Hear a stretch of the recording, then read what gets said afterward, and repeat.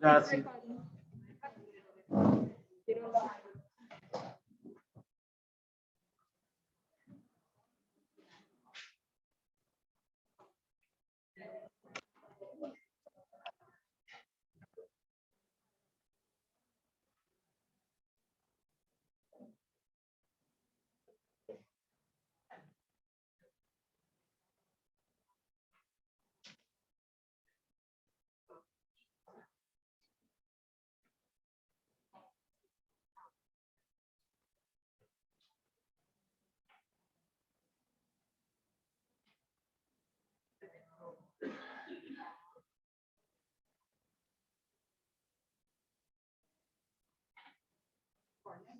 AIA, right?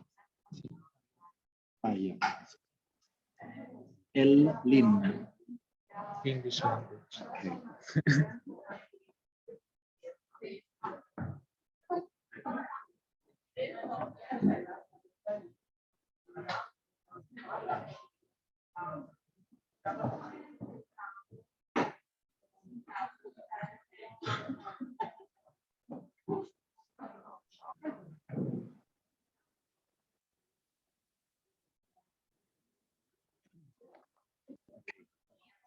We start.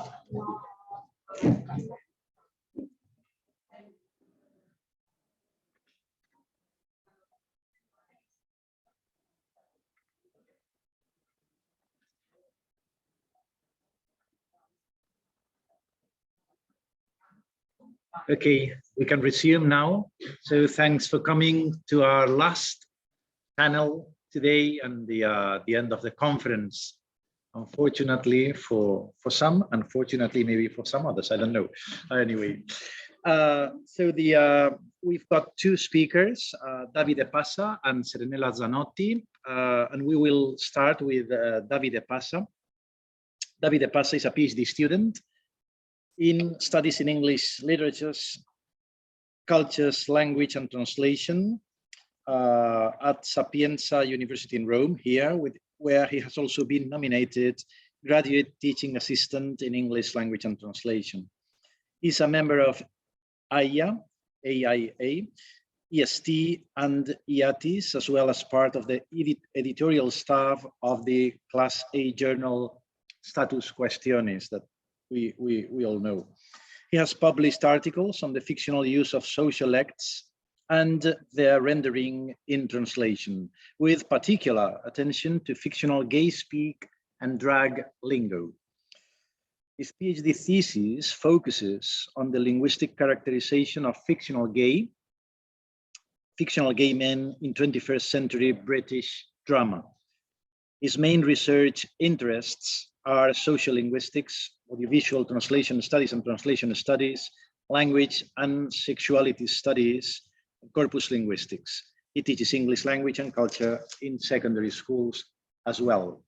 So if you can survive all this, Davide, the floor is yours right now. Thank you for accepting our invitation. Thank you very much, Frederick and Irene, for giving me this opportunity. It's really an honor for me to be here with these big names.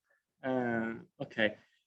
So this study starts from the assumption that, quote unquote, the problem of the translatability of the linguistic varieties of a social type is particularly felt in the field of audiovisual translation. And this is Ranzato who claimed this statement in one of her studies. Despite being two animated sitcoms, The Simpsons and South Park have several levels of interpretation and can be seen as a satire of contemporary American society and culture, where special attention is paid to the potential danger of sexism, homophobia, racism, xenophobia, and religious fundamentalism. I think it's not working. It's not working. No. Il pulsante verde qui? Sono vuoto. No, no. Okay, let's Okay, see. I got it. Sorry. So you can start.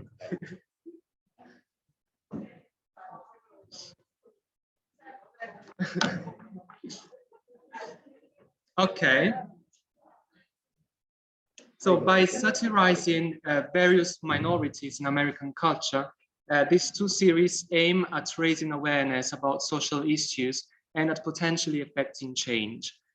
Research on the translation into Italian of the two series has been carried out from multiple perspectives, and most studies have dealt with the creative solutions adopted to render characters non-standard varieties, mainly through a domesticating approach in Italian, resulting in the, I would say, arguable use of Italian dialects in the target text.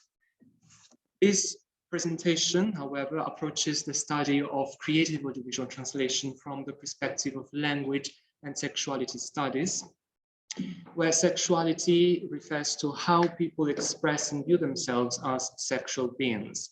Therefore, sexuality is a complex social phenomenon rather than a private thing, private characteristics of ourselves, that defines one of the many facets of a person's identity.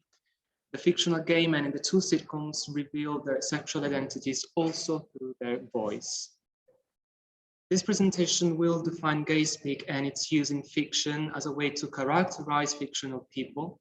It would then touch on queer audiovisual translation studies and creativity in translation to examine a small corpus of episodes taken from the two popular sitcoms in order to discuss how English-based gay speak is rendered creatively into Italian, so that the character's sexual identity is made visible also in the target text.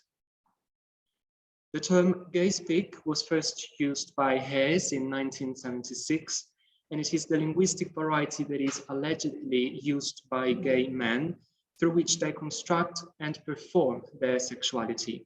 It is at the basis of their speech community where they can feel accepted and recognized, although more so in past decades when homosexuality was illegal, was a crime that had to be kept secret.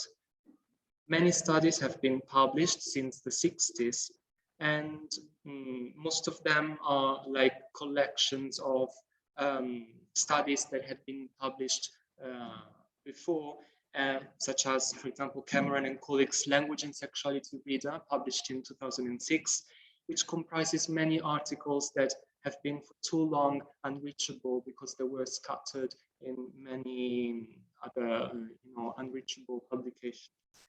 However, the linguistic variety analyzed in this presentation is not the, let's say, naturally occurring gay speak, but it is the fictional representation of gay speak, which is one of the ways producers have at their disposal to characterize fictional gay men. For as much as audiovisual language imitates naturally occurring spoken language, it is rather a written to be spoken variety, which lacks some linguistic features of spoken language, such as,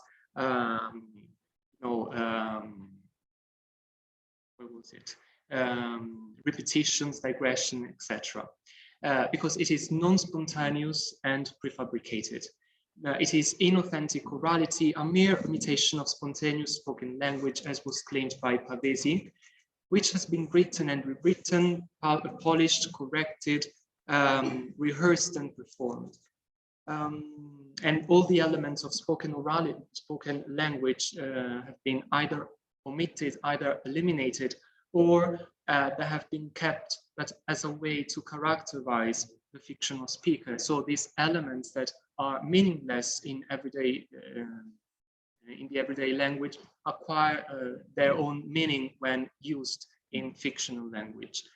Following Kozlov's functions of film dialogues, fictional gay speak is used on screen mainly for character revelation, that is to say, the construction of characters' personalities. Ranzato states that fictional homosexuals and their fictional language are more often than not stereotyped.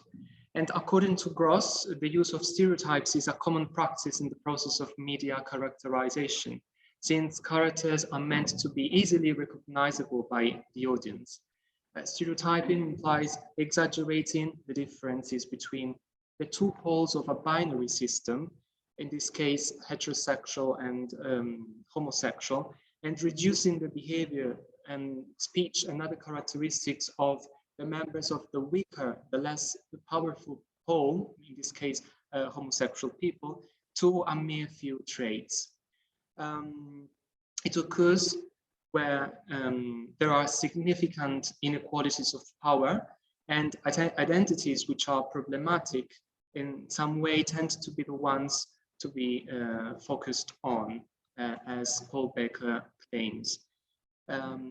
Studies in the field of sociolinguistics have revealed that media play an important role in reinforcing linguistic stereotypes, which are uninformed and frequently culturally biased overgeneralizations about subgroups, where the plethora of characteristics that a person has are reduced, exaggerated, and fixed in order to be memorable and easily recognizable.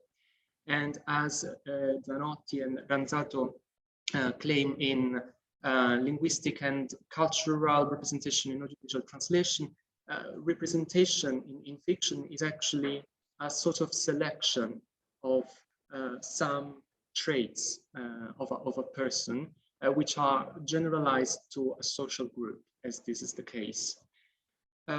Some of the characteristics of gay speak, very much reiterated in audiovisual products, have been listed by scholars like Gross or Roux in Italian, Crystal, Zwicky, who maintain that among the linguistic and paralinguistic features that are commonly attached to gay men are lisping speech, which is this mispronunciation of the S, limp-wristedness, which has to do with gesture of the limb, a wider pitch range, a consistent use of complex tones like falsetto, fall, rise, and rise, fall, but also breathiness and huskiness in the voice, subjective stance, irony, subversiveness, open aggression, seductiveness, and inversion, especially gender inversion.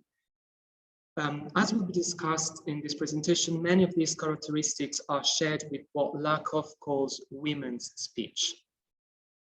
As is, I think, already clear, this presentation intends to approach the analysis of Italian dubbing of the two sitcoms from the perspective of language and sexuality studies. And Floto and Josefi Hernandez listed three main approaches to issues related to gender in audiovisual products. The analysis of feminist materials in Anglo-American audiovisuals and their translation into Romance languages, the study of the differences between subtitled and dubbed versions of Anglo-American source texts, and the investigation of source texts that contain gay and queer language and contents, and their treatment in translation.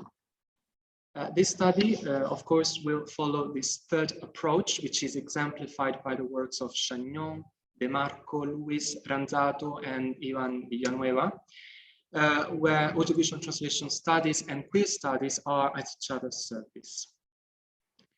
Ranzato claims that the field of audiovisuals portrays plenty of speech communities suitable to the study of researchers, and one of the most interesting ideolects spoken by a community is the so-called gay speak, the modes and ways of homosexual communication.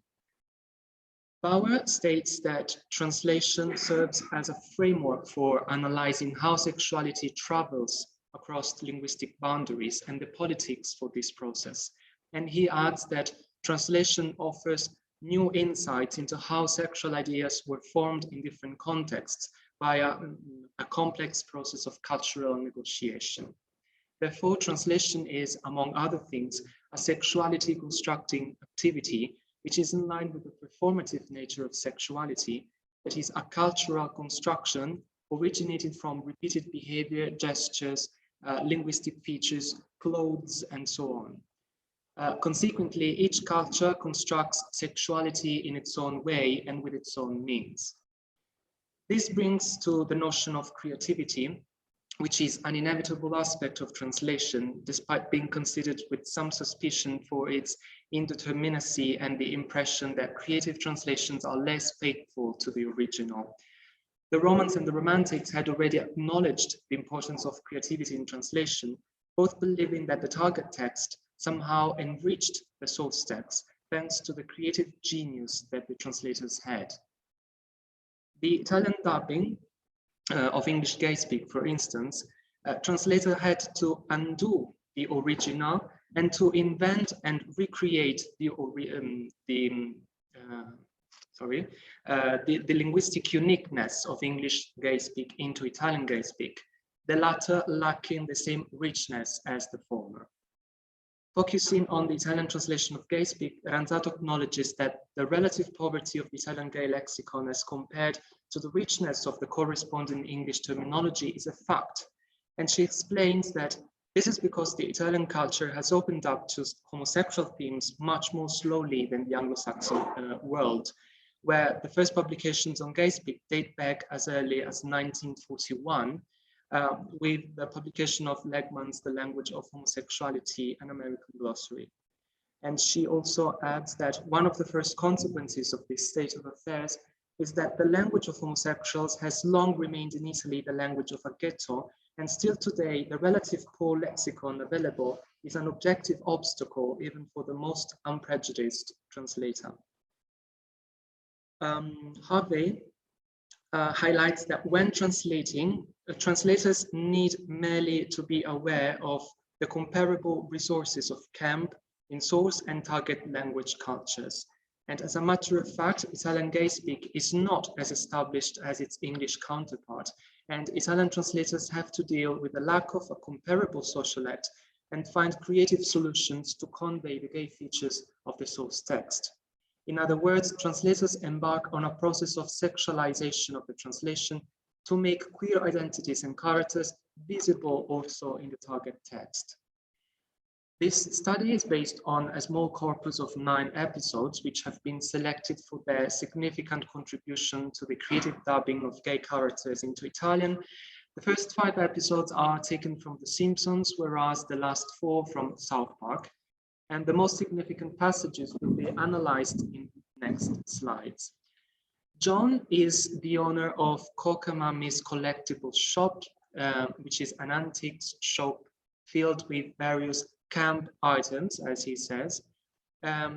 He is the protagonist of Homer's Phobia, the first episode to revolve entirely around gay themes.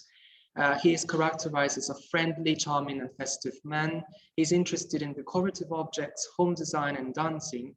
And the Italian dubbing is worth discussing because of 2 tendencies that have been traced in Italian, that is the use of emotional language and the recurrent use of diminutives. When showing Homer a game box, John says,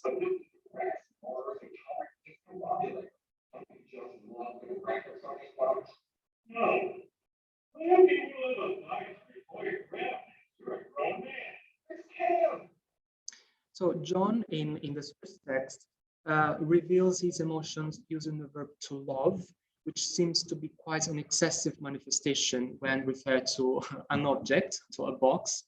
And the expression of emotions is a typical characteristic, actually, of women's speech, as was claimed by Lakoff in 1975, which is shared by gay men. In the target text, let's see.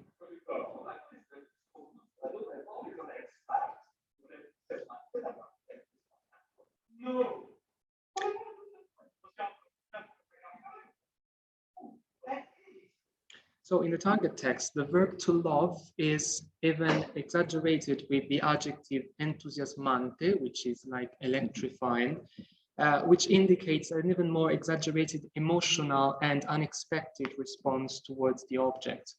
The effect is enhanced by the fact that in the dialogue, Homer is rather annoyed by the useless product that John is enthusiastically trying to sell, and replies, "How can you love a box? You're a grown-up man," where John's emotional response to the object is judged as inappropriate and childish.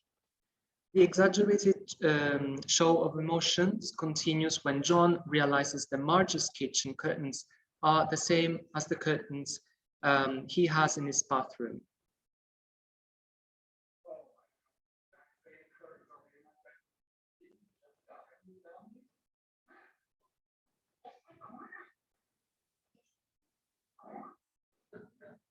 Okay.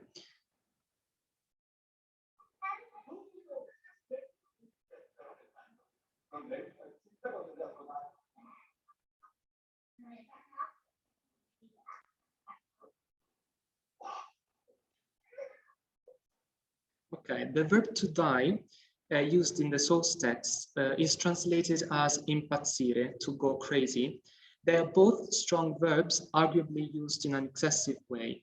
Following Oru's argument, from a lexical point of view, Italian gay speak is characterized by the use of expressive terms such as stupendo, divino, carino, meraviglioso, etc., which perpetuates the stereotype according to which gay men are more prone to expressing their emotions in a rather exaggerated way.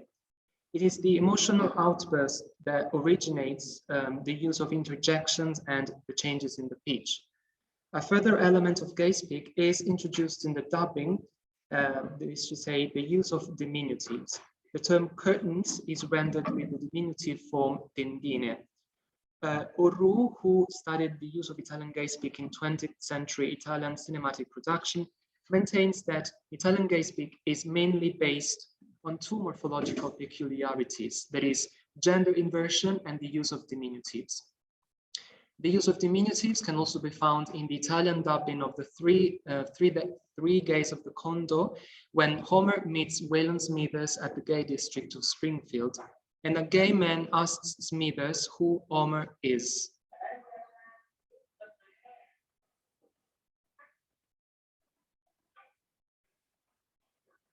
Homer is called bear in the source text, which is, according to Urban Dictionary, a term used by gay men to describe a husky, large man with a lot of body hair.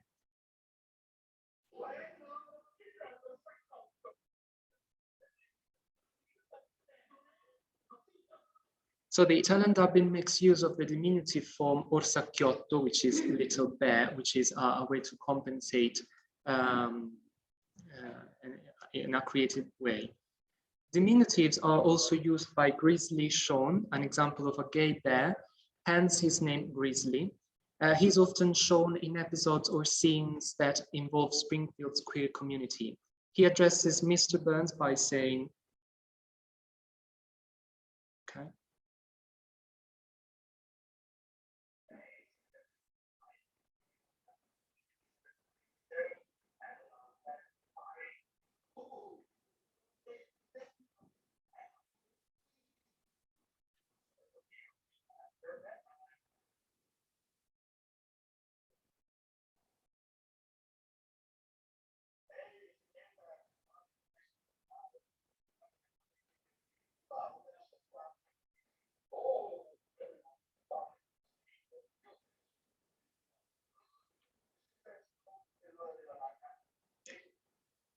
The term geezer pleaser becomes vecchietti and nonnetti, two synonyms in Italian, which mean little old men, with the addition of the diminutive suffix etti.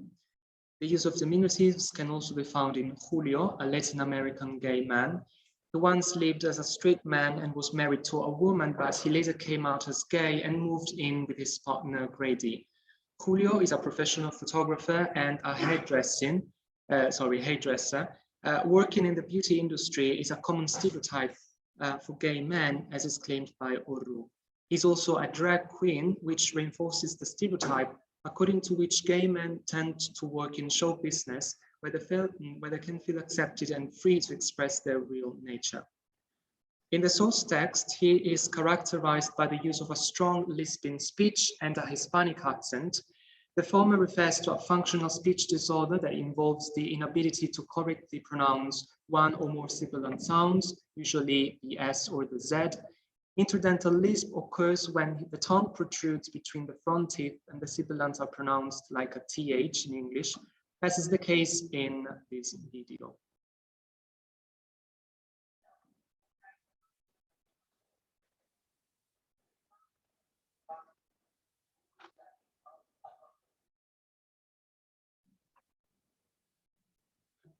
The Italian dubbing in this episode does not reproduce the lisping effect, but provides Julio with a soft and slow-paced voice.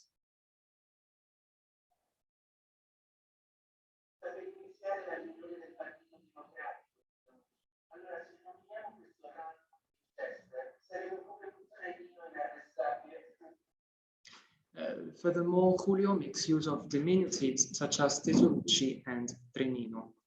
In Working Mom, so this is season 30, which is 10 years after the last video, Julio is characterized with a much stronger Spanish accent, which is not only noticeable in his pronunciation, but also in the lexicon that he uses. His lisping voice in English is emphasized, as well as the use of the voiced palato-alveolar sibilant affricate j instead of the palatal approximant y, as in you, which is pronounced ju instead of you. It should be borne in mind that in Spanish, the phoneme y is pronounced as j in many varieties, especially in Latin America, such as jo, ja, etc.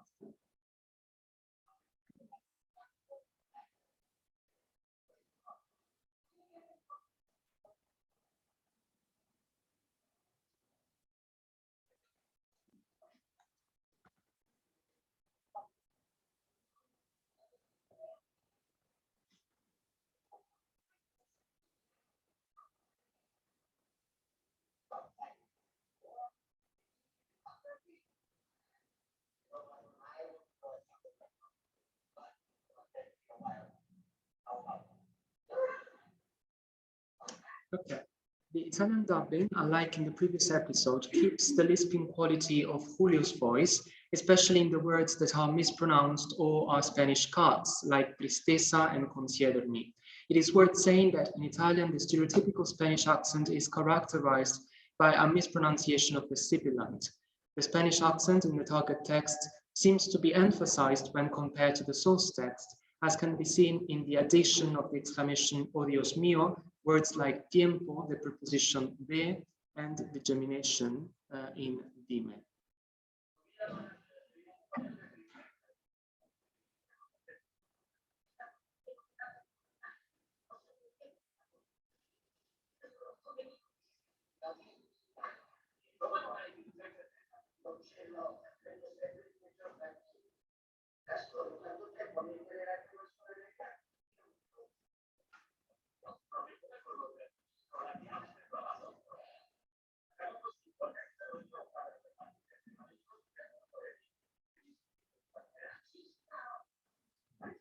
A further linguistic feature showed by Julio in Working Mom is ludicrism through wordplay. According to Harvey, ludicrism is one of the typical characteristics of camp talk and is determined by a playful attitude to language form and meaning.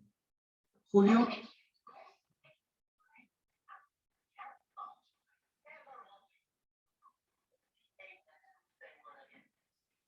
So Julio is parodying Marge, who repeats, "I can't do this, I can't do this," while organizing the Tupperware party. The multiplication of senses occurs in the modal verb can't, which is playfully used as the acronym of "see you next Tuesday," conveying the sense of procrastination. But I think that there is also the double entendre with the C word.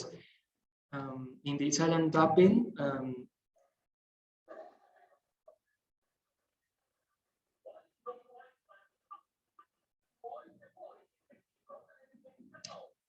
Julio's Spanish accent is once again emphasized by the use of the expression "ahora basta," which could not be found in the original, whereas the wordplay based on the modal verb can't, which is not literally translatable into Italian, is creatively reproduced with a rhyming aphorism, "Poi se vuoi e getti in un dimenticatori."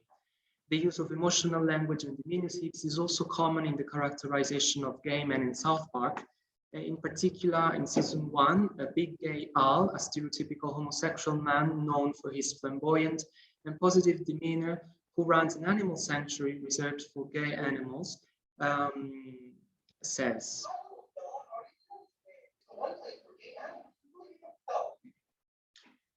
the word fella is translated into Italian with the diminutives tesoruccio and tesorine, whereas the translation of the word super and happy are exaggerated as incanto, stupende, and pazzamente felici. Okay. Gay characters, especially in South Park, are also characterized as direct and vulgar people who tend to use insults a lot. This is one of the many characteristics of gay speak and is one of the features listed in Harvey's framework. for analyzing camp talk under the label explicitness. This feature seems to be more common in South Park than in The Simpsons, probably because the former is by nature more impolite and irreverent than the latter, and makes more abundant use of insults. Mr. Slave, a gay man with a handlebar mustache, wearing black leather clothing and a police cap, uses diminutive and insults as in the video.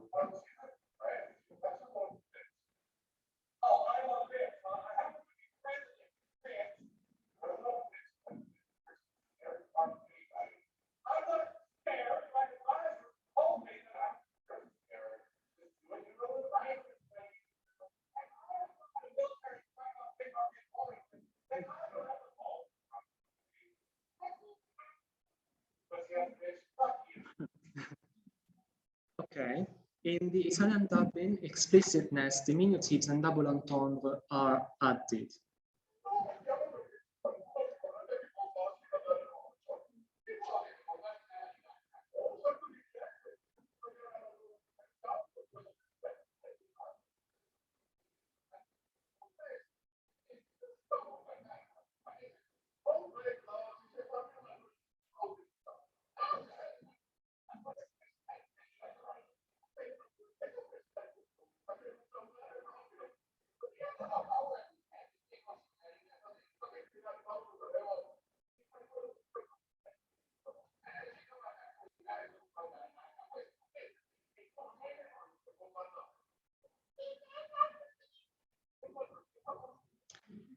Okay, for example, the verb to bomb has been rendered as bombassi, which has a double entendre, a sexual innuendo in Italian.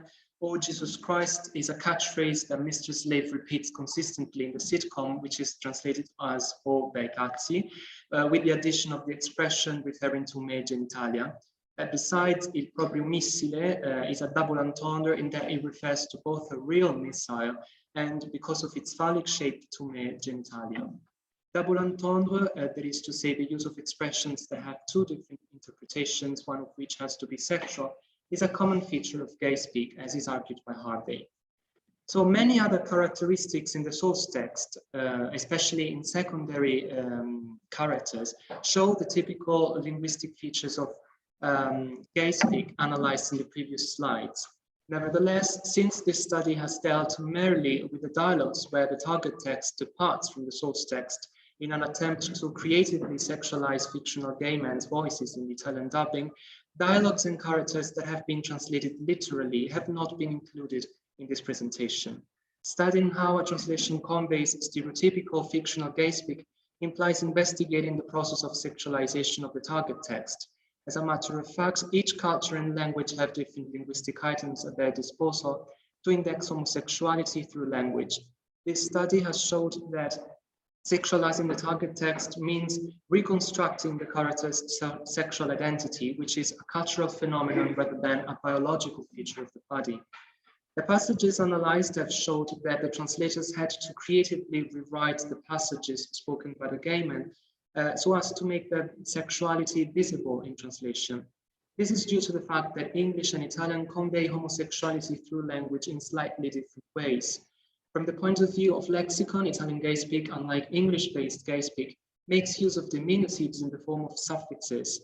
This is evident in all characters analyzed. Moreover, the use of emotional language, which is typical of both languages, is emphasized in the Italian dubbing as a way to compensate the lack of other linguistic features of gay speak. From the point of view of the voice quality, particularly evident in Julio, who is of Latin American origins. This gay feature is emphasized in the latest seasons, both in the source text and the target text.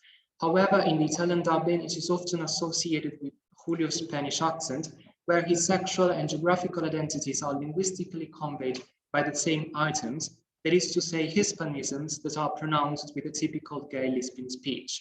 To sum up, the lexical void that Italian translators have to face when dealing with the translation of English gay speak is mainly filled by the increased use of diminutives, emotional language, double entendre, and insults. Thank you very much.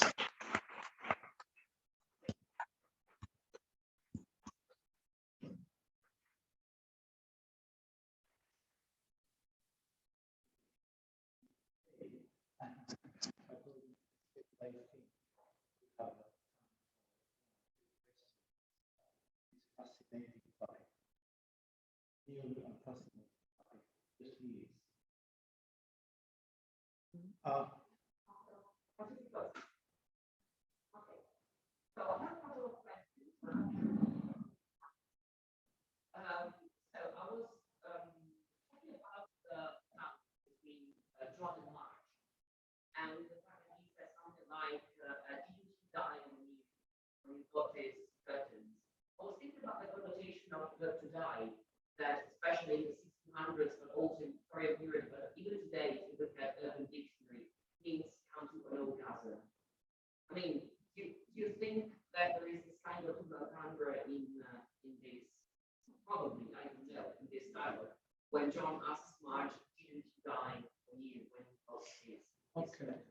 So this is really fascinating, but I actually don't think that in the way John uses that verb, there is that connotation, which is probably more, was more common in the past.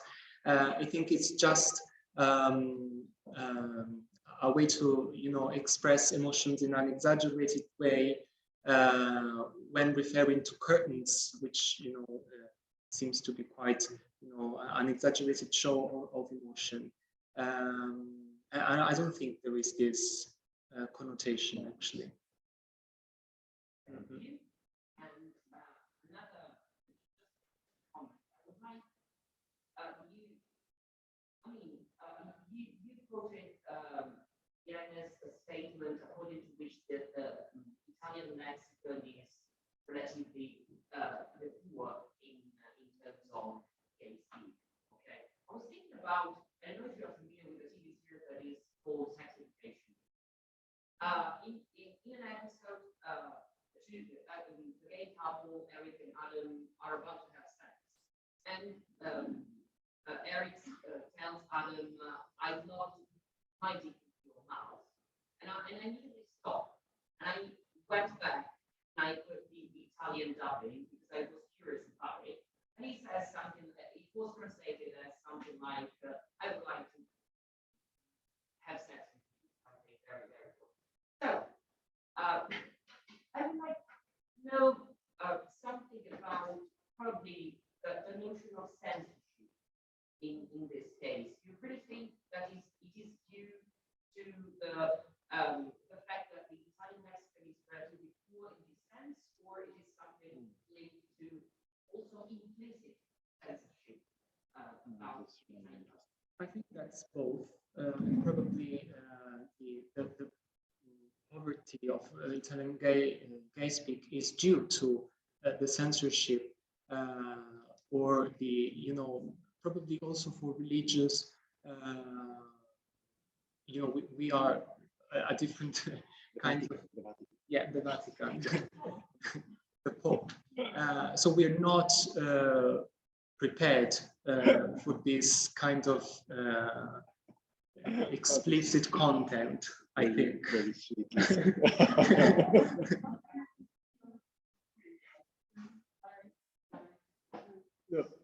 Well, that was Denise before, Margaret. Okay.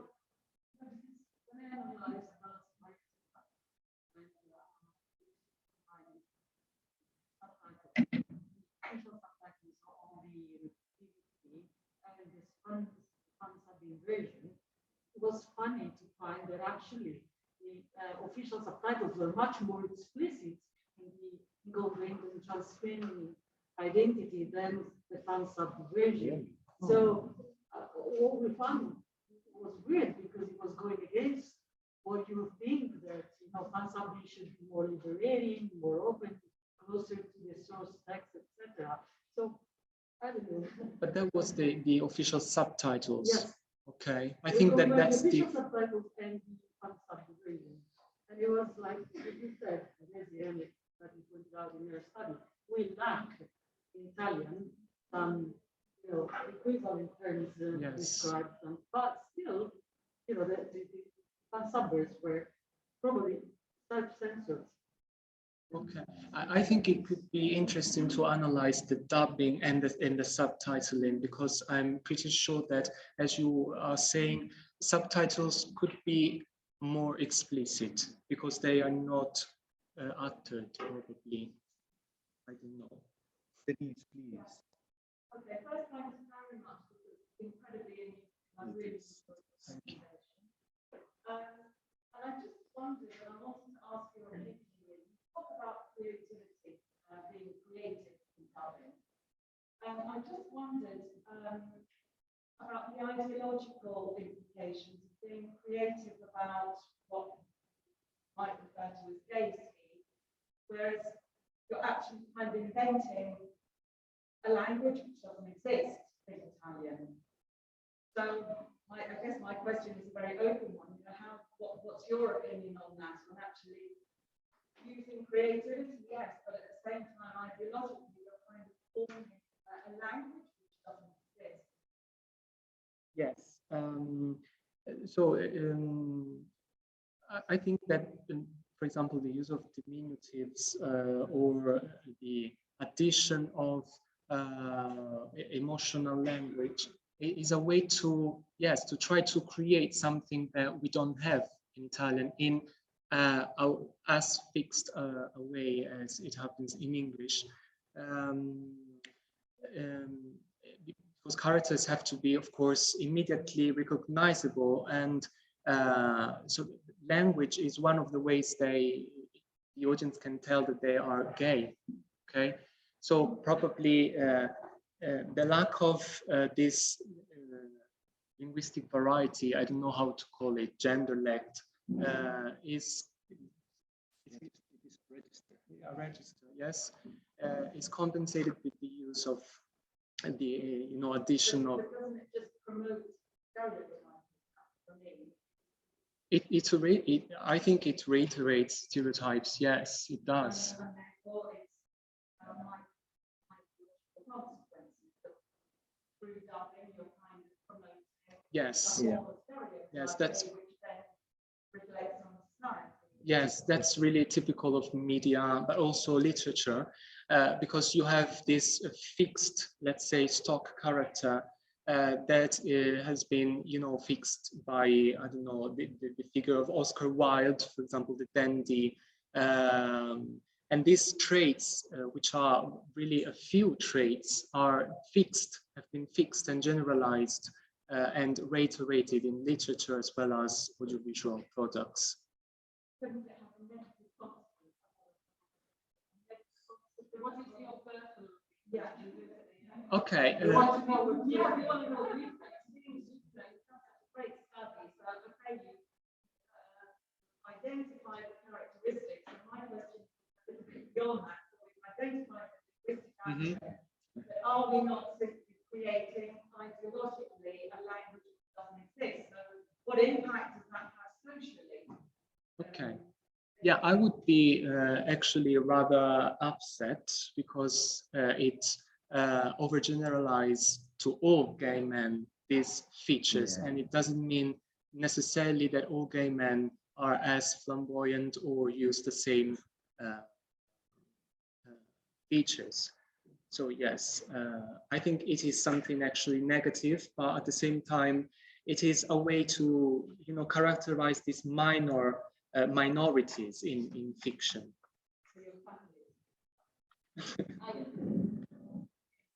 Yes. This brings back this discussion to that equation between the universal and the self, right? So it's the same thing. I mean, all gay men and women in just one set, or maybe not. No, maybe not. That's it. That's it. What else? Any more questions? I would like to ask you just a really brief one. Gay talk and cam talk, because for some people speak about cam talk, some others gay talk. I don't know if it is exactly as they are synonyms, or for me camp is like such a wider concept that includes not just gay speak, but also maybe gestures, or paralinguistic signs, or maybe even iconography. I don't know. What do you think about that? Okay, so I think that camp talk, according to what I've read, is like an umbrella term that actually comprises many different kind of, for example, gay speak, drag lingo, which share some linguistic features. And camp talk, for example, was terminology that was introduced by Harvey, which is this fundamental scholar, seminal scholar. And that camp, for example, in everyday language, is a specific kind of gay man. Is this what we call in Italian chicca, okay? It's this exaggerated kind of gay man, yes. But I think it's also, for example, gay speak was only introduced in the late 70s, and whereas camp talk was the camp was also before, was also can be found in previous publications. Okay, thanks a lot, Davide, and well done, very well done.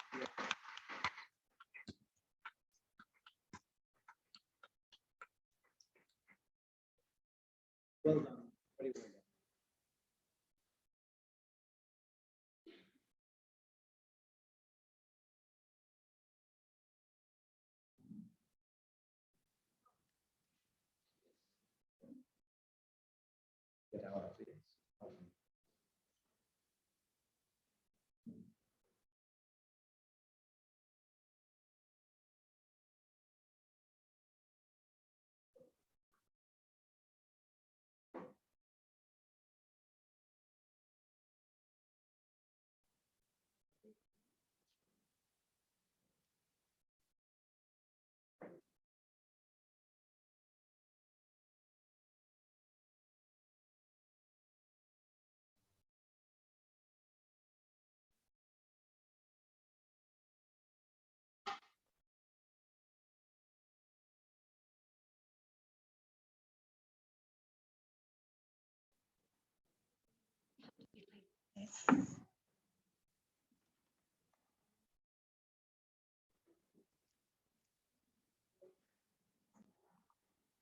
When the English say last but least, they mean exactly what is going to happen right now, which is Serenella's presentation on creativity in the history. So her presentation closing this much beloved conference, convenio. And we are lucky that we have Professoressa Zanotti, Serenella, with us to close this conference. You all know Serenella, but I will say that Serenella Zanotti is Associate Professor of English and Translation Studies at the University of Roma Tre, Italy. Her main research interests are in the area of translation studies with a focus on film translation history and translation archives. Her most recent work centers on Stanley Kubrick. And I know about your visits to Stanley Kubrick's center in England and the making of the foreign language versions. Among her publications are 2 monographs on James Joyce and numerous edited volumes, most recently Linguistic and Cultural Representation in Audiovisual Translation in Routledge, Reassessing Dubbing, Historical Approaches and Current Trends in Benjamin's, together with our Irene, and English in Audiovisual Translation Research, Synchronic and Diachronic Perspectives, Textus, with myself, yes. But she did everything. She's a member of the item research group, multilinguism, traduction, création,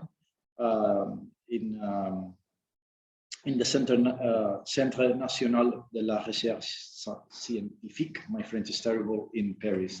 So, Serenella, Zanotti, thanks a lot for accepting our invitation, and thanks a lot for giving the closing session of this conference.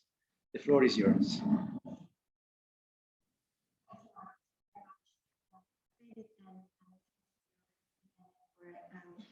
Having me. So in first aid of cinematic experience with the translation in the silent era is the title of my talk today.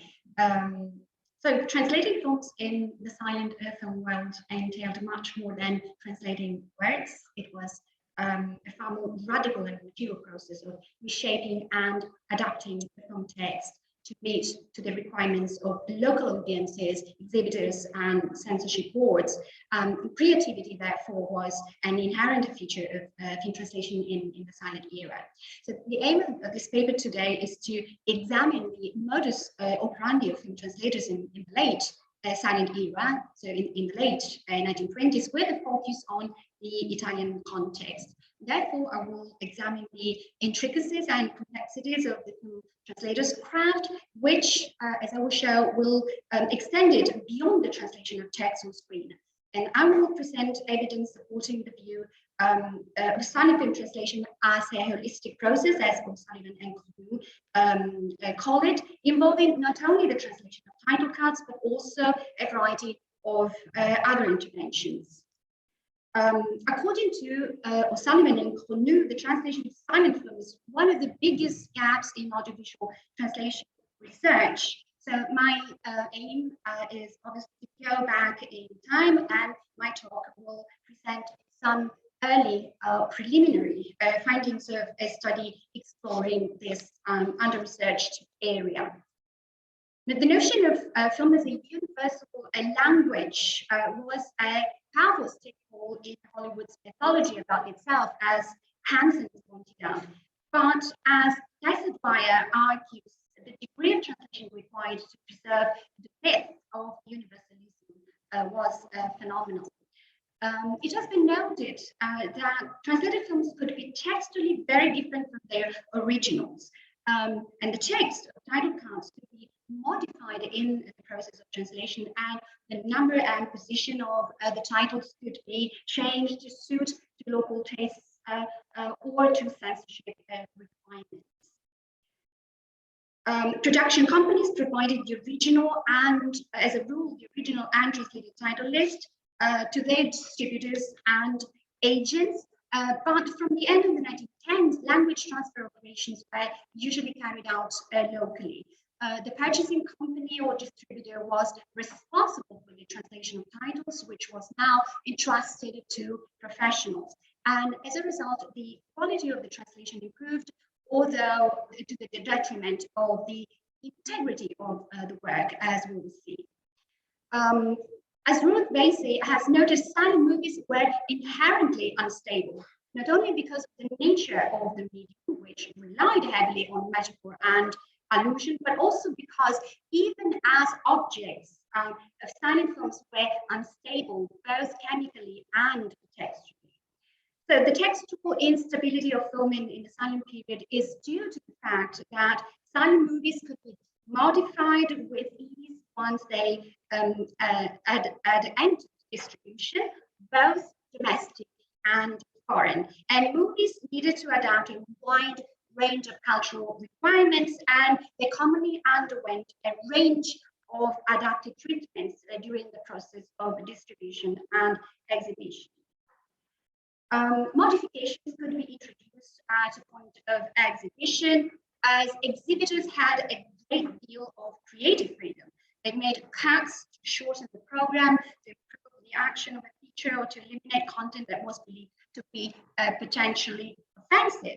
And among the factors contributing to textual instability were the creative interventions of film narrators, tensions, and variation in musical accompaniment, and of course, changes occurring during the translation process, since title cards could be changed entirely. And finally, cuts and alterations were made at the request of the censors, or to adapt the content of the film to local tastes and mores, and of course to improve intelligibility.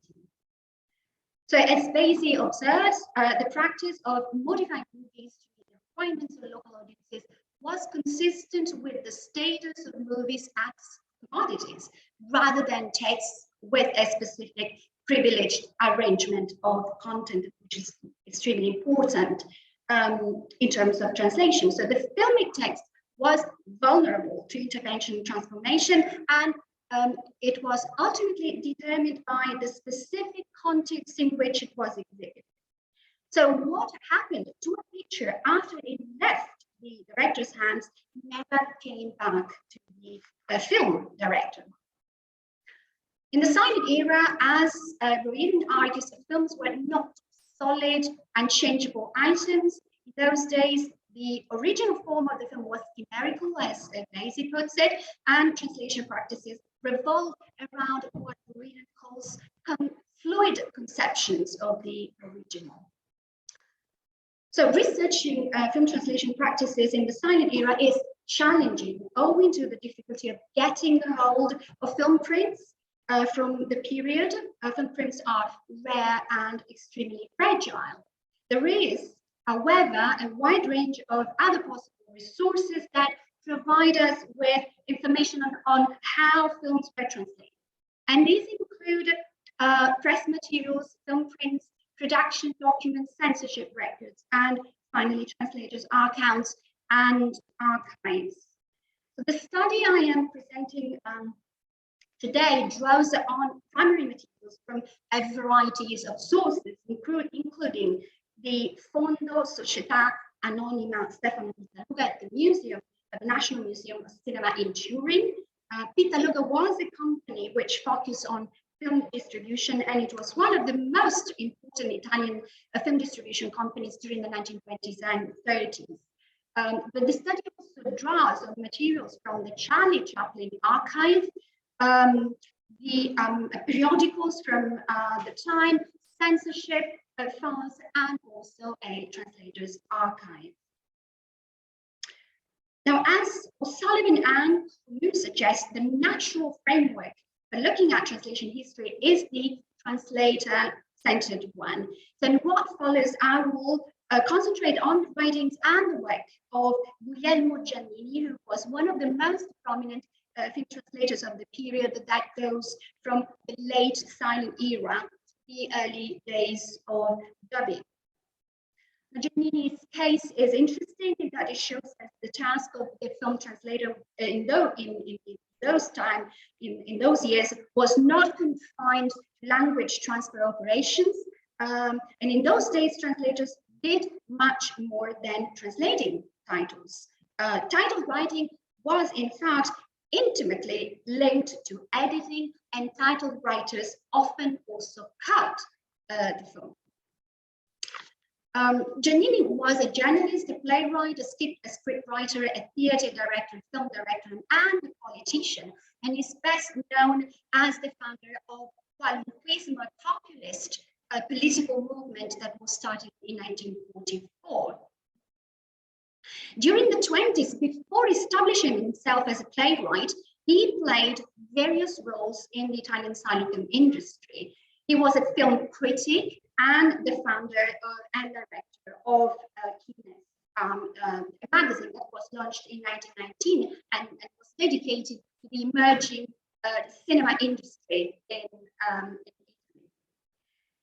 He was actively engaged in promoting the status of film translation and of film translators. So he introduced the term riduzione to describe the work of the silent film translator, which went well beyond the translation of intertitles, as the word riduzione was used with the meaning of adaptation. Giannini first used this term in reference to his work on Cecil DeMille's Saturday Night, which was distributed in Italian cinemas in 1924, and he wrote, rendering that film into Italian did not consist in a mere translation of the titles, but in a rewriting of all the title cards, combined with a rearrangement and deletion of several shots, which is why I decided to abandon the usual phrase titles by the Didascalie, which in his opinion sounded too reductive. Giannini promoted the idea that title writers could be artists, not only for their ability to give the right verbal flavor or introduction, but also for the work they performed as re-editors of foreign imports. Another prominent film translator of the time, Gaetano Campanile Mancini, wrote that adapting a film entailed much more than translating 40 lines of text. Translating a film involved a range of different operations that were closely linked to editing. And when it came to adapting a foreign film for local audiences, editing involved restructuring of the plot and even adding footage to make this possible. So as Giannini pointed out, some people believe that cutting a film means putting the reel on an angle and hitting it with a hatchet. But in actual fact, editing a film does not mean axing, and often it does not even mean cutting, but rather adding. So in another article, he wrote that famous foreign films that had a huge success at the box office often were the result of a radical reworking carried out by the translator, who revised the story, so the story was rewritten by rewriting intertitles and reshuffling the order of shots in the translation process, sometimes even changing the characters' identities. So he wrote, how many times does a wife in a film become a sister or a cousin or an aunt or a midwife or an Arab lady? Because a wife she could not possibly be.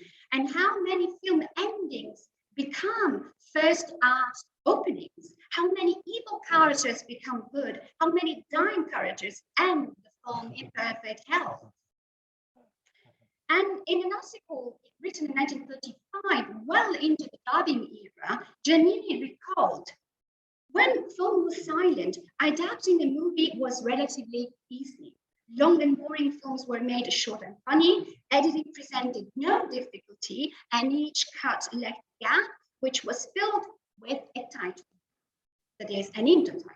Some dramatic films, which were boring because they were falsely dramatic, were turned into comedies, and there were even things which were made up of leftover titles and cuts from other films. So a feature film could be created out of shorts by assembling heterogeneous material. So after the release of United Artists Robin Hood, which was a smash hit featuring Douglas Fairbanks, a parody film entitled Robin Hood was thrown together in one day, sewing up 3 one-reel comedies featuring Harold Lloyd. Title cards were created for the new film, and as Giannini recalled, the titles were written in verse for the sole purpose of milking it for all it was worth by adding footage until it was the proper length. 700 meters of footage with intertitles were needed, and the idea of writing titles in quatrains saved the situation. These are the lines commenting on a scene where Harold on the bank of a stream shoots into the water, catching a big fish. In another article, Giannini mentions a German film entitled The Divorced, which was completely rewritten by the Italian doctor, who succeeded in transforming what he called 1,500 meters of German civil court into a successful comedy. The process of adapting a silent film for local audiences is described in detail in an article published in 1931 by Leonida Tucci. And he wrote, the film translator's workplace is usually a room, the smallest if there's one left over, or any table if there is no room available, furnished with a small table with a typewriter, a little table used for cutting film, a pen, an inkwell, and a pad of white paper. The film translator's aim, he wrote, consists in transforming the film. Is the film bad or silly? The film translator will work to make it beautiful, interesting, intelligent. And how? First, all the titles are translated. unnecessary titles are stripped away, the wording is changed, jokes are put in the mouth of characters who never dreamt of saying them. And when the titles are done, work at the editing table begins. It is here that the film adapter's genius starts his work. So with scissors and acetone, he often fixes the problems created by the film director, or film directors created the problems. So scenes that were permitted in foreign films may be prohibited by local censors. So here come the scissors to cut and transpose with new titles and even footage from other films, replacing the cut scenes. We know that the practice of re-editing was a common strategy in the Soviet Union in the 1920s, where American films were made more acceptable by a mixture of re-editing and rewriting of intertitles. And in this context, re-editing participated in the many reworkings a film underwent in order to be made available to foreign audiences. So according to Barr, thanks to re-editing, the unacceptable could be made acceptable by judicious reworking. Much as Hollywood title writers could even rewrite all the intertitles of a film that had failed in order to give the film a new lease on life, a good film translator could resuscitate the dying body of a bad film, turning it into a triumphant box office success. And in fact, Giannini was described as the man who rescued hundreds of bad films from box office failure. And he was renowned for his ability to work as a film doctor, someone who could use the right words to take an unsuccessful movie and make it profitable. And he was capable of transforming a film from an emotional drama to comedy through creative titling. He wrote that when the adapter knows his stuff, the transformative benefits, the transformation benefits the film rather than hurts it. And there have been films, he wrote, that achieved a triumphal success even after being transformed or deprived of several hundred meters, as in the case of Flesh and the Devil or To Arabian Nights. And among the movies that were adapted by Giannini was King Vidor's The Crowd, which he said was the most extensively altered film that he probably worked on. Part of Giannini's fame derived from his clever and often funny intertitles. He adapted films featuring Buster Keaton, Frank Lloyd, and of course, Charlie Chaplin. For example, he translated The Circus and Modern Times. So in what follows, I will concentrate on the Chaplin films and I will examine materials from both the Pitaloga archive and the Charlie Chaplin archive. A Dog's Life was distributed in 1927. It was created by juxtaposing two films, Shoulder Rounds and A Dog's Life. And the documents relating to the Italian version of this film are preserved in the Pitaloga archive. These documents include the English titles of the film, as you can see, and then literal translation into Italian. And in fact, title writers in the silent period often worked on literal translations that were prepared by others. Some transcripts containing the title list show handwritten revisions documenting intermediate stages in the translation process. But the problem was that Shoulder Rounds tells the story of the tramp in the army in World War I, and whereas A Dog's Life, in A Dog's Life, he befriends a dog with whom he squanders food. So transition titles had to be created in order to connect the two narratives. So here we see a title number 61, Poor Charlie, the war has ended and with it the chance of getting rations twice a day, and it goes on.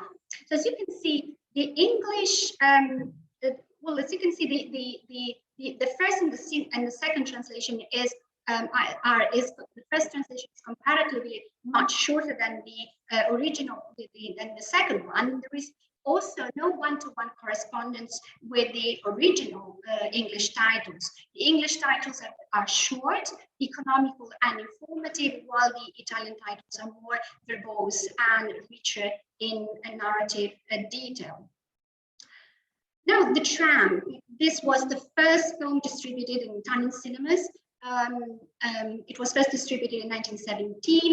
It belongs to a period when Chaplin began to set his films in situations with social overtones and to center them on the human necessities for survival, that is, food, shelter, and love.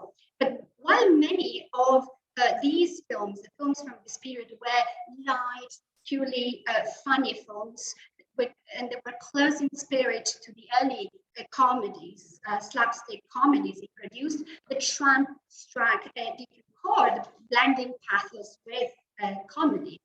And in The Tramp, Charlie saves a farmer's daughter from some thieves. The girl takes Charlie home and he falls in love with her.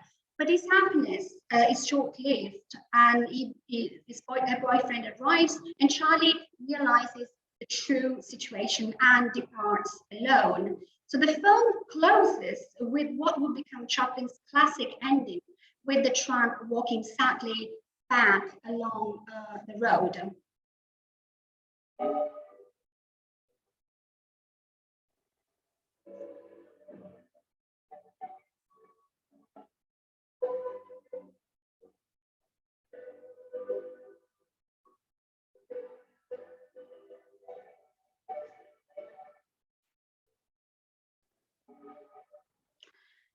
Censorship files tell us that the film was originally released in 1970 with the title Charlot the Greengrocer, and the second edition arrived in Italian cinemas in 1926. Different title lists are found in the archive, which could be associated with the two different editions. This document bears an annotation saying the film is mediocre and devoid of comedy and photography. Now, this comment gives lack of comedy as one of the weaknesses of the film, but it does help us understand the translation strategies that were adopted in the Italian titles. The folder has a penciled annotation reading what I think is something like G. Giannini. So we can hypothesize that he was the professional that was entrusted with the task of rewriting the titles in a comedic fashion for the 1926 re-release of the film. Upon its original release in 1918, the film featured only 40 title cards, which were increased to 50 in the 1926 release. And what is more, the new translation consciously placed emphasis upon the comedic privilege, one of the dimensions of the film, which in fact folded pathos neatly into the slapstick comedy style. The titles written for the film's re-release in the 1920s exhibit radical differences in style as compared to the earlier titles. Not only are the title cards way more numerous, but they also set the tone of the film as comedic and play strongly on the farcical side of Chaplin's cinema. So to recreate the burlesque slapstick style of Chaplin's early movies, the translator used various devices to create comic perspectives on events and characters. It has been noted, for example, that names were always fluid in silent cinema, and here the characters' names were literally invented. Numerous additions were made to clarify the story and also to convey a dialogue. And the liberties taken with the film text seem indicative of a more emancipated understanding of the practice of translation, with the translator contributing narrative additions and acting as an author. Translation here borders on rewriting and, I would say, appropriation. In the closing sequence, a well-dressed, handsome young man arrives and Charlie becomes sad. So he enters the kitchen and composes a short note before returning outside and walking away alone. The two versions could not be more different. In the earlier titles, the letter was written in rhyme and had a comedic tone. But the film ended on a melancholic note, with the title 14, Charlie Walks Away, with his little bundle and a great pain in his heart. The 1926 version transformed the tramp's misspelled and grammatically incorrect letter into a farcical poem in 3 stanzas. So in so doing, the second version of the tramp obliterated an aspect of the film which set it apart from Chaplin's previous shorts, namely its serious ending. And finally, The Kid, which is a later and more sentimental film. At the center of the story is the relationship between Charlie and Jackie, as we all know, the little child. And the title writer's name in this case is unknown. Again, different title lists were found in the Pitaluga archive.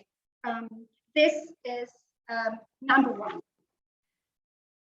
Now, let me show you the first 7 titles from this version. Some of the titles were completely rearranged, Alone the Man, or excised as awkward as. And in general, the Italian titles are longer and on the verbose side compared to the English ones. So the woman whose sin was motherhood becomes the woman on those one of those poor creatures to whom society cruelly reproaches a great sin, motherhood.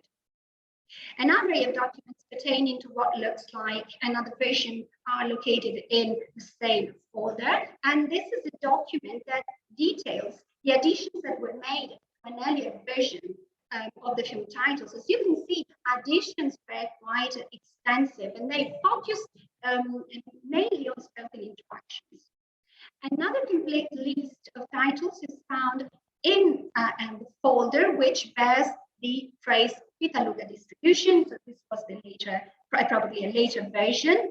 This version was the result of extensive rewriting and cuts as detailed in this document here, which bears the title, modified title of titles for the kid.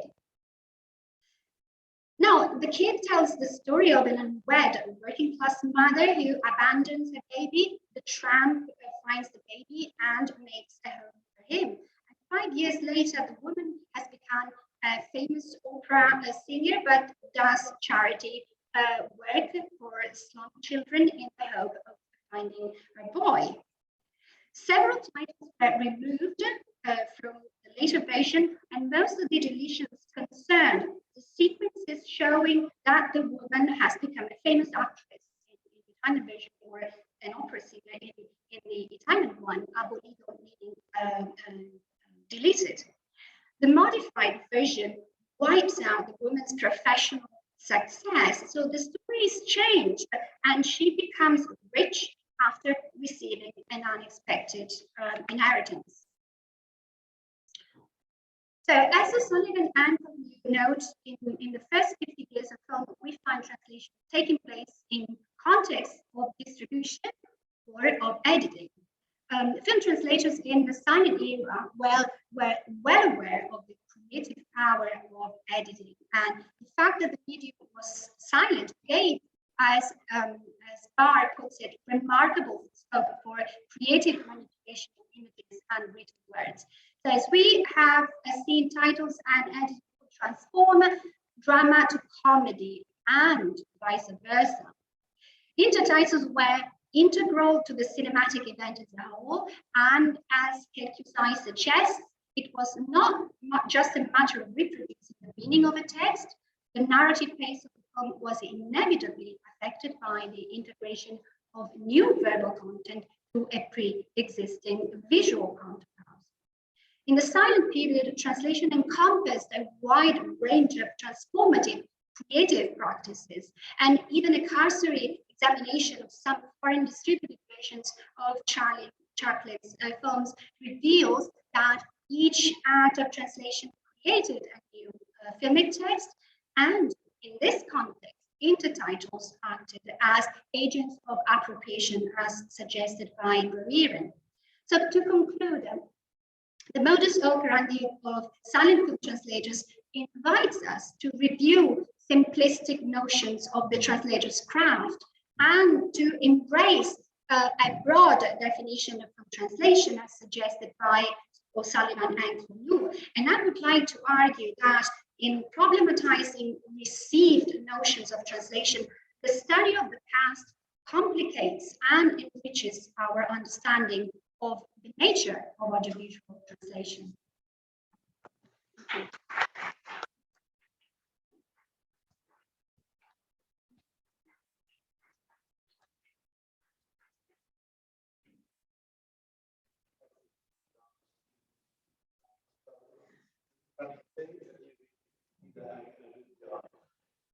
So the activity was there already, right? The activity was there from the beginning. Any questions? Any? Yes, please, Denise.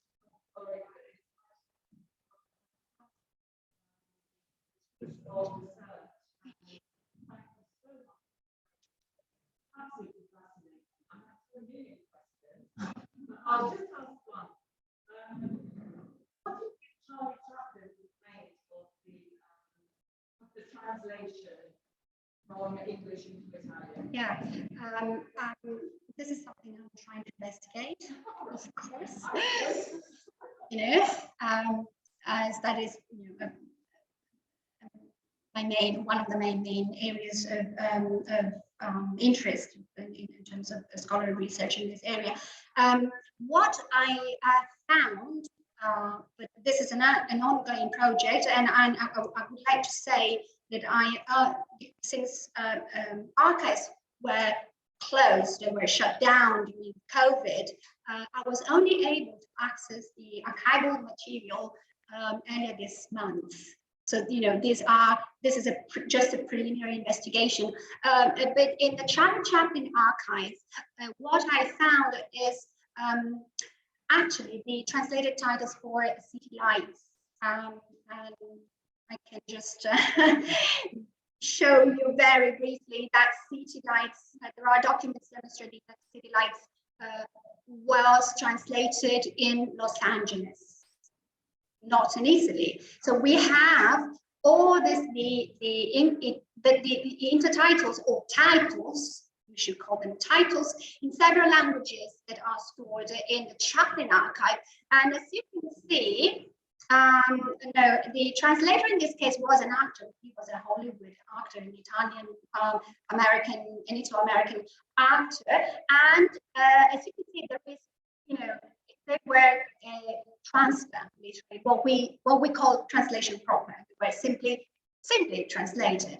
But this was not, you know, the practice that, you know, we see at work in the world of silent films when they were distributed locally. So these were in-house made titles, whereas the ones that we looked at were made locally in Italy.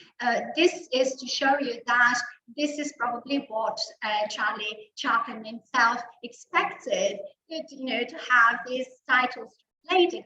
What is interesting to look at is what he did afterwards for later releases of his films. He actually tended to delete titles, I mean English titles, from the original, the original release of his films.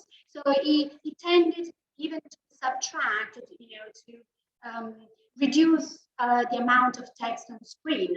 So we can imagine what could have been, you know, the film director's reaction at, you know, titles that were invented completely, or invented and were much longer. The problem was that Chaplin conceived of his cinema, you know, as essentially visual. Whereas the kind of experience that was given to Italian audiences, at least in the late 1920s, was a cinema that was read more than seen. Or at least, I mean, this is what the documents seem to suggest, but there is a caveat. I haven't had the opportunity to see any of the original prints. I've been working on paper documents, production documents. Step 2 in my research will be to locate the actual prints. As I said at the very beginning, this is something that is very difficult, to do due to the problem of accessing the prints of silent films from the period. We keep looking at not just copies. Many of the copies of silent films circulating that are available in the film archives are copies that were distributed or produced in the 1950s. I mean, when we're lucky.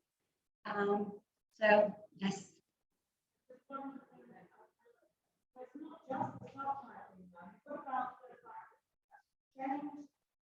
The woman was not aged in her own.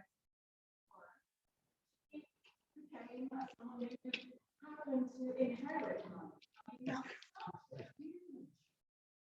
Translation. I just want to use the word translation. Yes. Yes, to me, this is translation. What I'm trying to suggest, this is my personal view, is that this is translation. We are probably still dealing with old-fashioned and unreal definitions and views of translation. We still believe in the conduit metaphor. We think that translation is transportation, translation is transfer, but translation has always been much more than that. It is our perspective that is probably the wrong one. This, in my opinion, can be qualifies as translation. Translation is much more than taking a text A into a text B,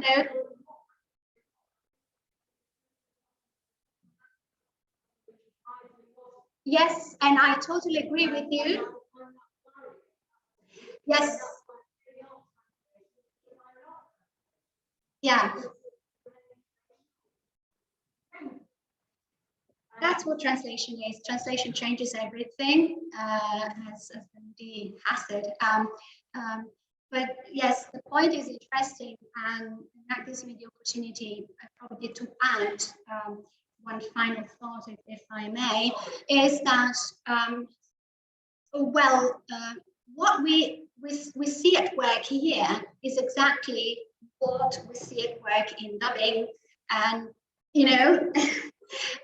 so what I would like to suggest is that translation practices were already in place in the silent era, and they were simply transferred in the dubbing period, even because the professionals were exactly the same. Giannini also acted as a dubbing translator. So, I mean, the transition from the silent period to the sound period didn't really make any difference in terms of overall approach to the way texts were translated.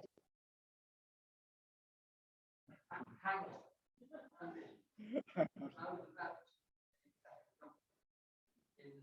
that here we have extensive manipulation, intervention. And then my question is going to be, how come was it that as soon as the interchange came away, translators intervened a lot less? No, that's not the case. I mean, as Irene, if you, the problem is that we tend to consider and to study audiovisual translation on DVDs. But DVDs, were only invented, at a very later stage, and we tend to think of also translation, audiovisual translation research as based on Netflix. But when you're dealing with audiovisual translation in earlier periods, then you immediately realize, first of all, that it is very difficult to identify a so-called source text. There is no such thing as a source text. So we are deconstructing I mean, given notions and conceived notions of what translation is. There is no such thing as a source text, and as there is, all that versions were heavily cut, heavily manipulated, and completely rewritten. And this is also found. We find traces of this kind of manipulation in archives. So we're not dealing with, a text that has been translated into several languages. Texts, as Ruth Macy explains, were subject to so many alterations, both starting in the silent period and continuing in, the sound era. So yes.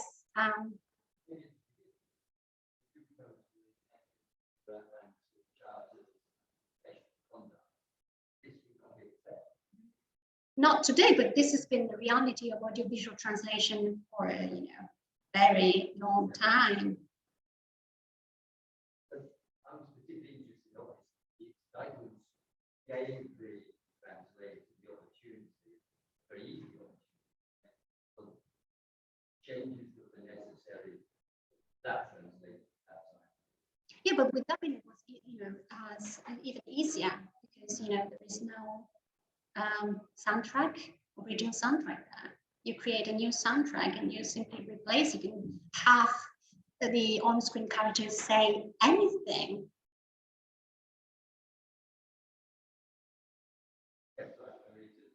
It was only when, it's only when a film director comes into play, as was the case with Kubrick, that film translators, were in trouble because they were being, supervised, controlled. Yeah. Okay, I'm afraid we must, because it's late. Irene and myself would love to say just 2 words, one each. Irene.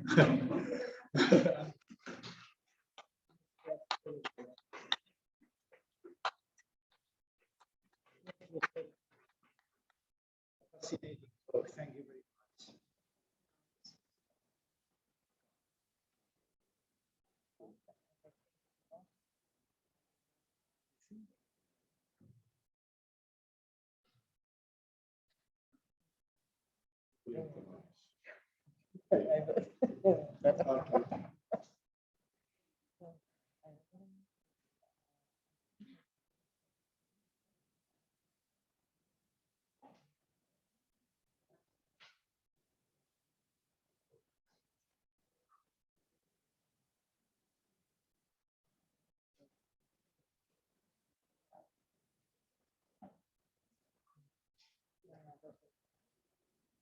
There was a lunch, you sure?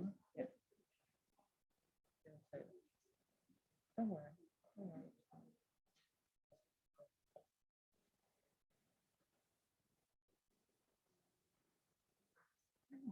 You see? You see? You see? I can maybe second. Okay.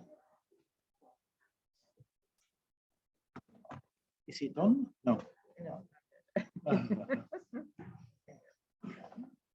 Okay, it is late, so we are using just 2 extra minutes of your time to wrap up. Just 2 extra minutes, we promise to each, and to say goodbye and to wish that we can maybe have another conference on how creativity has developed, maybe in 5 years' time, or maybe in 3 years' time, or maybe, I don't know.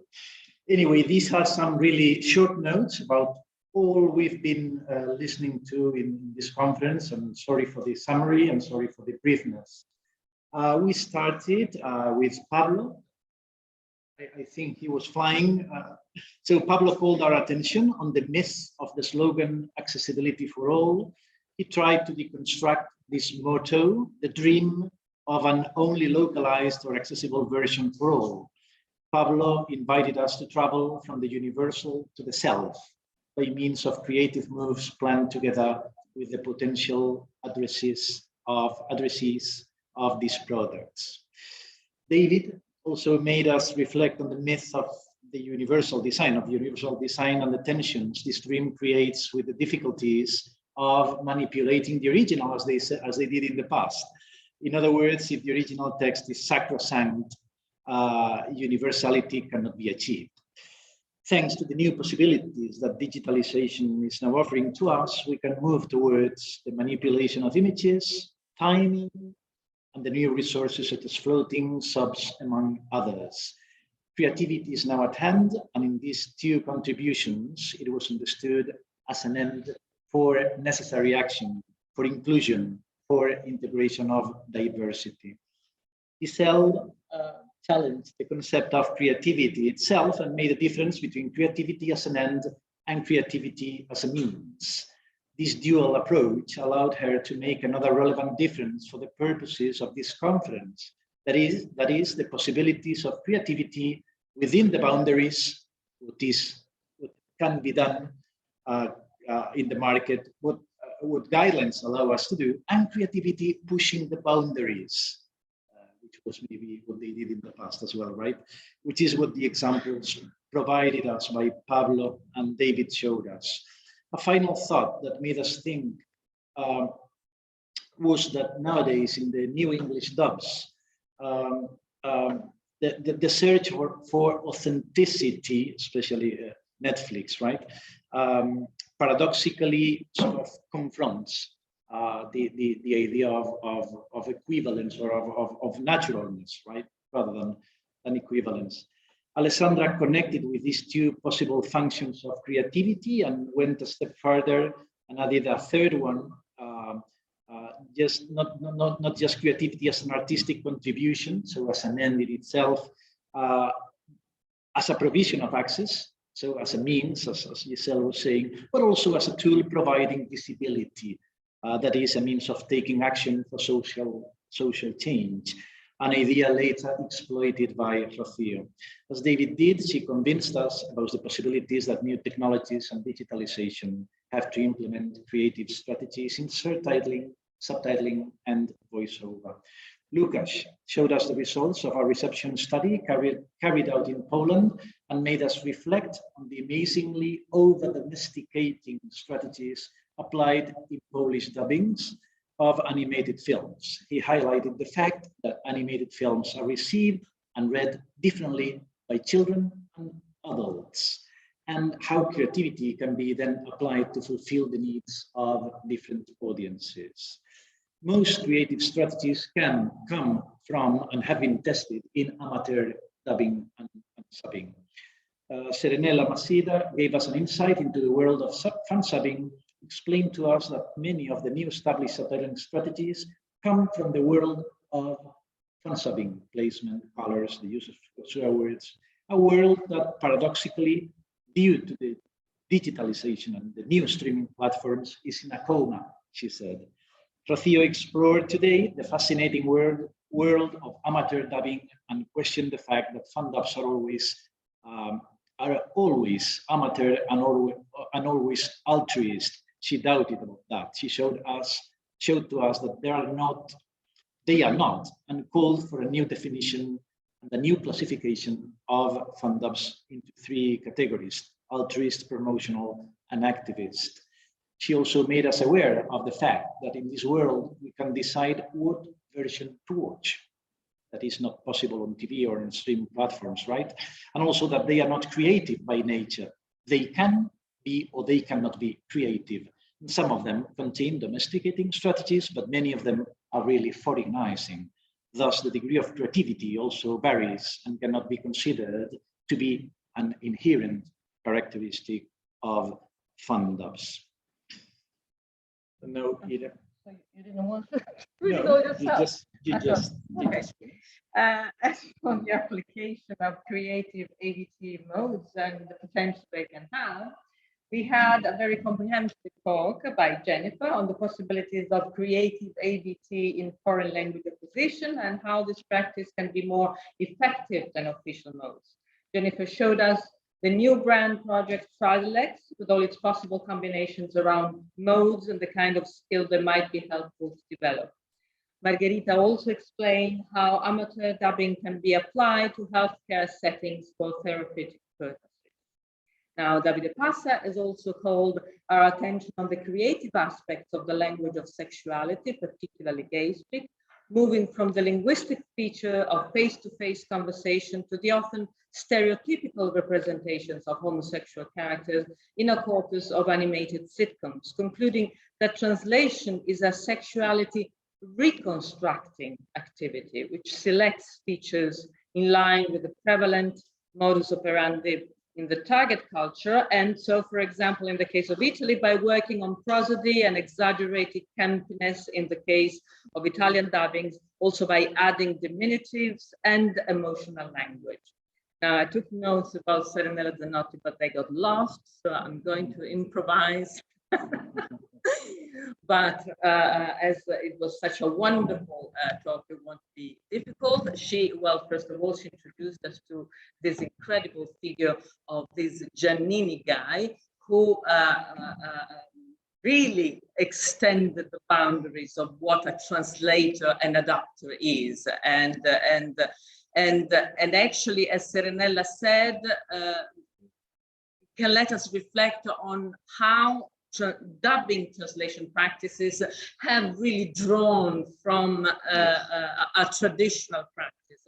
As much as, after all, even censorship, even our censorship bureau, the so-called revision bureau, was already in place before sound. So the revision of the censorship of film was already there from the very early decades of film.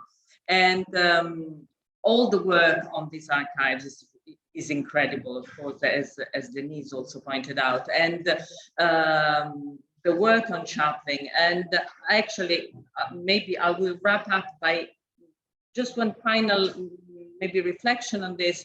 Are you planning to work on all Chaplin films? Do you think you can find material? I'm asking because you mentioned Modern Times. Have you already looked into it? Are you planning to look into it? Because, you know, Modern Times was about not to come out, and given the year and given the fact that it's a communist manifesto, as we all know, but we have to reflect on the fact that it actually came out. It was released, and it was released because Luigi Freddi was a cinephile. So this is just to say how complicated history is. And sorry, Chaplin? Chaplin met Mussolini. Yes. So how multifaceted, and how there is not only one interpretation that we can give of even people, and even of the worst people. Let's say that. Yes.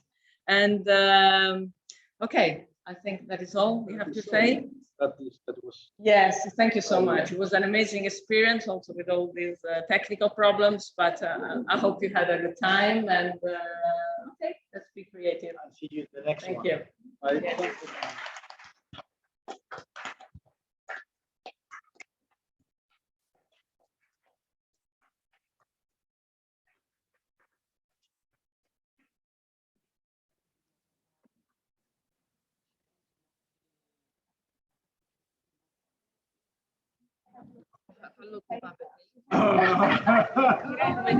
Can we have your comment as a paper?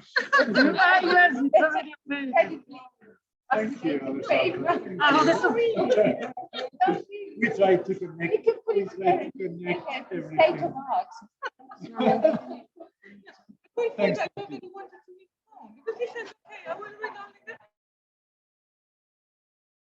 mean, it's a joint work.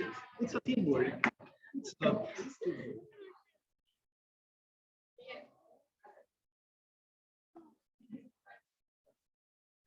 Sì, grazie. Allora dovremmo interrompere, poi in teoria forse tanto le presentazioni noi ce le abbiamo, no?